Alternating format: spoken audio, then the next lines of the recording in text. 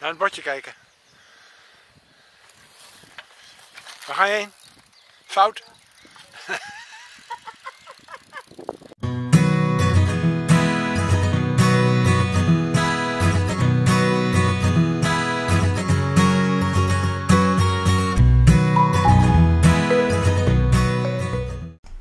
Het is 3 mei 2022 en we staan nog steeds op camperplaats Loosterstee van Gert en Gerjanne Baas, vlakbij Bellingwolde, Oost-Groningen.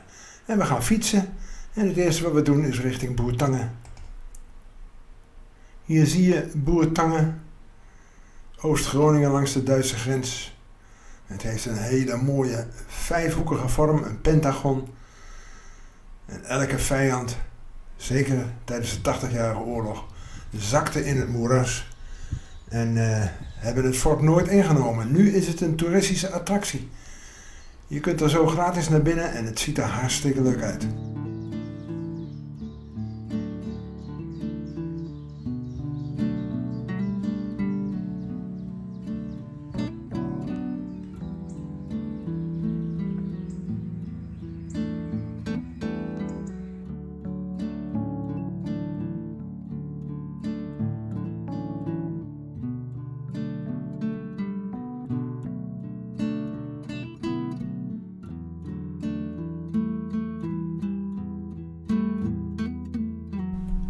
We fietsen verder richting het plaatsje Jipsinghuizen. En dan zien we deze gedenkstenen. Zo'n kleine 100 jaar geleden werden de werkelozen met de tram hierheen gebracht om turf te steken. En dat was zeker geen pretje.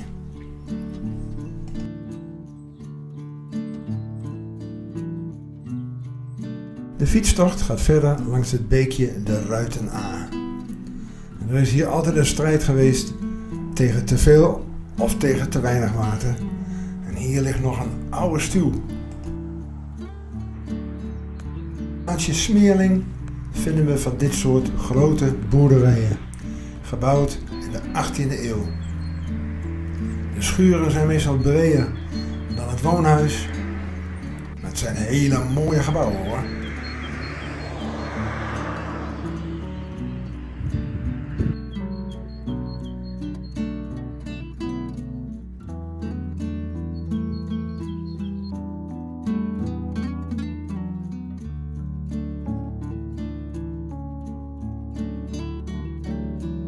Maar ook de boerderij van Gert en Gerjanne mag er zijn.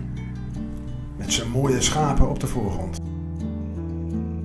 4 mei nemen we afscheid van deze mooie camperplaats. Camperplaats Loosterstee. En we rijden naar de boerderij van mijn neef, de zoon van mijn broer. En die heeft deze boerderij rechts gekocht, samen met zijn vriendin. En is die helemaal zelf aan het opknappen. Wat een project! Gelukkig is Willem-Jan heel handig. Dat heeft hij trouwens niet van zijn vader en zeker niet van mij. Maar ik heb het volste vertrouwen dat het helemaal goed komt. Ik denk dat we Willem-Jan al een jaar of 10 niet gezien hebben. Zoiets. Oh echt hè? Ja. Wauw.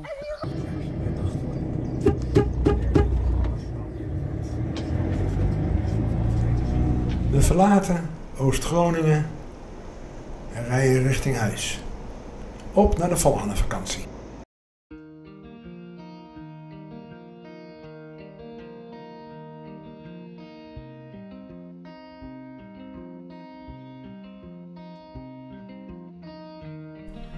Bij Walbeck in Duitsland gaan we even tanken.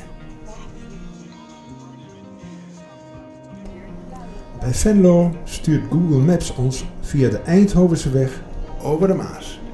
En wat blijkt, de N273 is helemaal afgesloten, dus we rijden via een omweg naar de camperplaats. Camperplaats Kessel.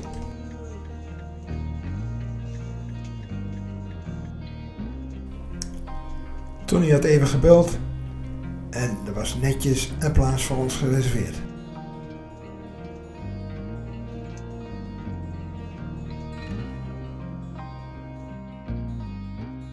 Als we van Twente naar Limburg rijden, rijden we altijd via Rees. Dan gaan we de Rijn over. En dan Kevelaar. en dan Venlo. Dat is altijd de mooiste weg. Alleen, nu moeten we een stukje om.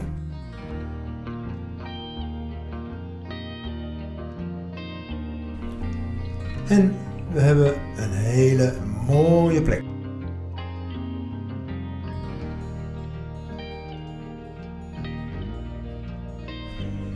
Het dorpje Kessel en ook de Maas ligt vlakbij, dus daar wandelen we even naartoe. Het eerste gebouw wat enorm opvalt, dat is kasteel de Keverberg. Het is gebouwd in het jaar 950. De graven van Kessel kregen toen tolrechten. En tol kun je natuurlijk het beste innen als je een heel groot gebouw hebt. In 2015 is dit kasteel helemaal herbouwd. En je kunt er nu vergaderen, je kunt er trouwen, je kunt er feest vieren.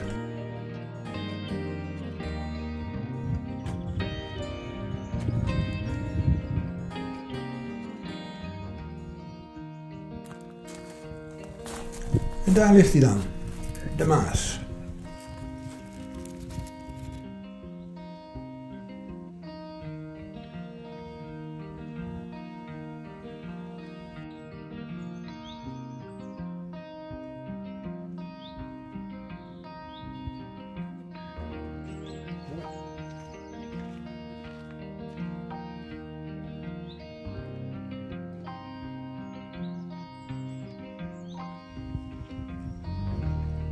Het is een geweldig mooie plek.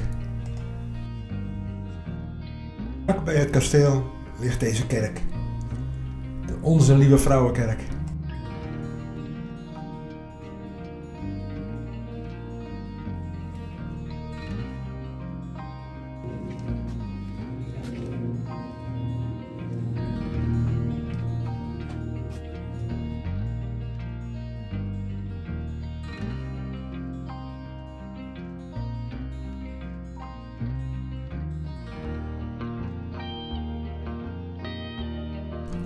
Hier komen we bij de markt van Kessel. Erg gezellig.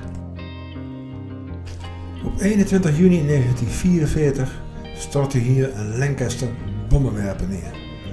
Met heel veel bommen nog bij zich en dat ontplofte allemaal.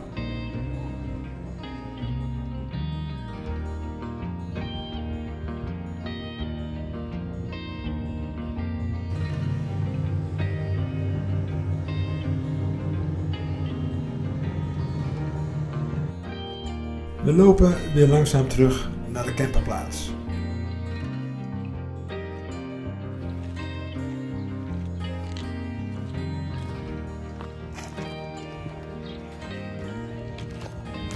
Het lijkt erop dat alle plekken inmiddels bezet zijn.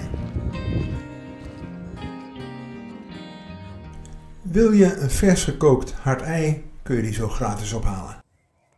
Ik wens je er veel plezier mee, Tom. Wat dan? Het is een hard gekookt ei. De volgende dag gaan we de omgeving van Kessel met de fiets verkennen.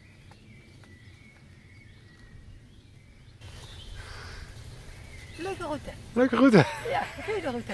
Ja, wij hebben nooit een normale route, hè?